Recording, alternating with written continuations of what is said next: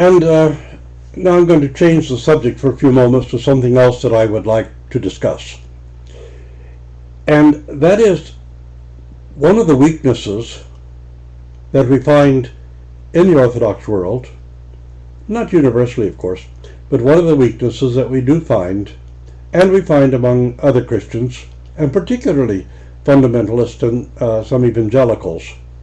not all evangelicals, but some, and that is a lack of the ability to encounter and dialogue with the realities of the world in which we live. A kind of dwelling in the past or utopian nostalgia about some better or golden age in the past, something which absolutely never existed. And the idea if to come into an encounter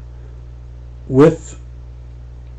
the world in which we live as it actually is, the realities of this world, and the problems, and the changing face of this world, and the changing understandings and knowledge that we've gained over the years, over the centuries indeed, and to encounter those things in a life-giving way in which we're actually present to the realities around us, and in which we can encounter them with the Orthodox faith in a creative way, which is not simply complaining, criticizing, condemning, or filled with negatives. And very often this is something that is so lacking amongst Christians, that we are constantly losing ground with the gospel, which was entrusted to us. And we very often, as leaders of the church, as teachers, are afraid or embarrassed to openly encounter and dialogue with some of the major issues in our society and our culture. There are two women who very deeply impressed me, and one of them is Mother Silana, who, although she's in hospital but not yet departed from this life, I would dare to think of her as one of God's saints. Mother Silana from Craiova in Romania. When I met her already in her mid-80s, a very sweet but strong, firm woman, a nun of some many years. And she had taken it upon herself to go out into the city, to those places where young people, teenagers, college students, hang out, as we say, and become present to them, and to their problems, and to their questions, and to their confusions, and to sit down and listen to what they had to say, compassionately, with an open heart, without embarrassment, without embarrassing them, but simply to hear what they had to say,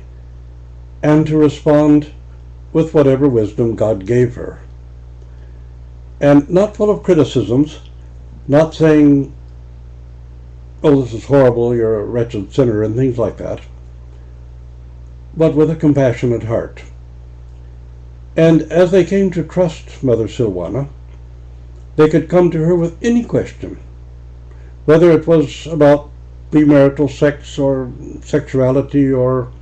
the great temptations that were coming through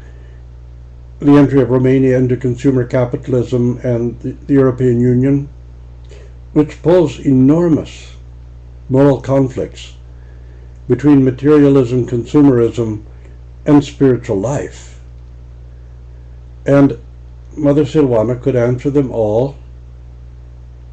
eye to eye, face to face,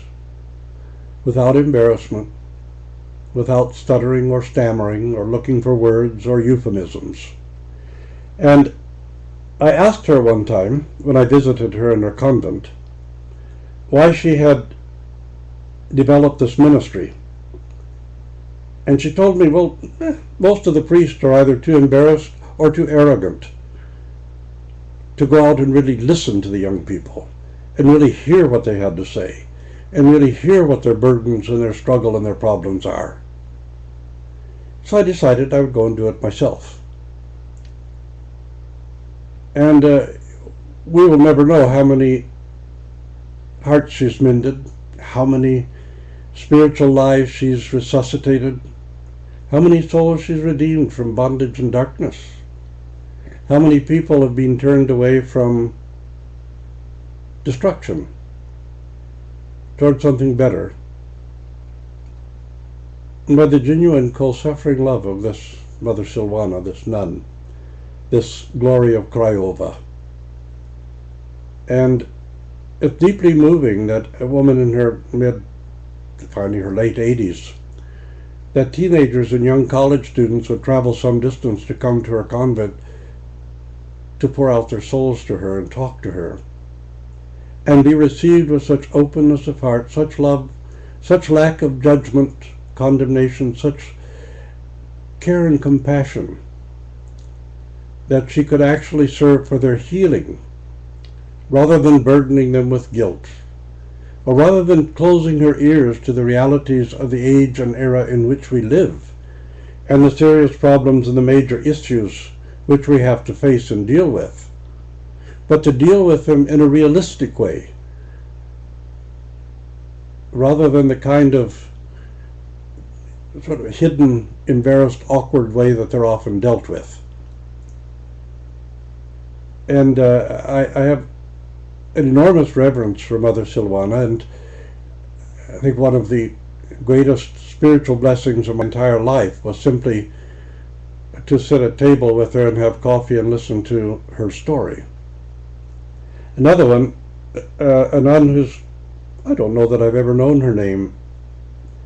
There was a nun, the abbess of a small old calendar convent on Egina Island, I believe where the elder Gerasim was the elder there for some time.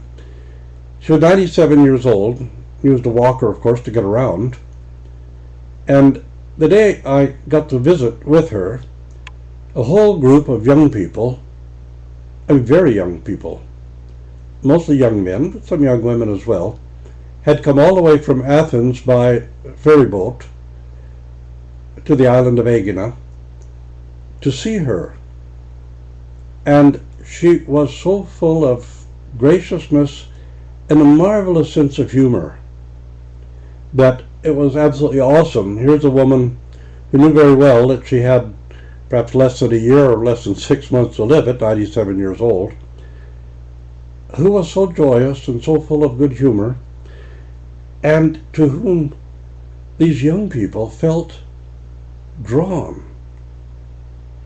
to her kindness and her wisdom and her openness of heart,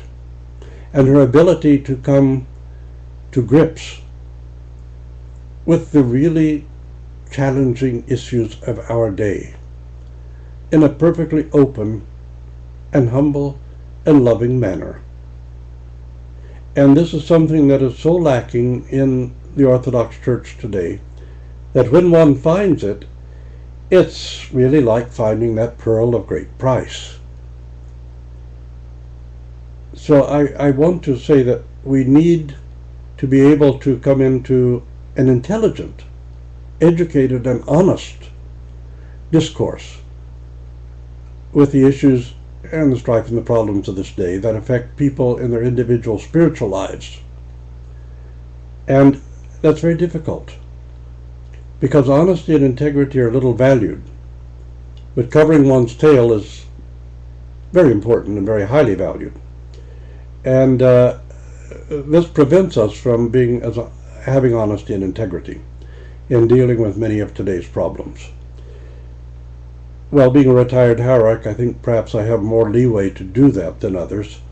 And being an old man, I don't have too many years to worry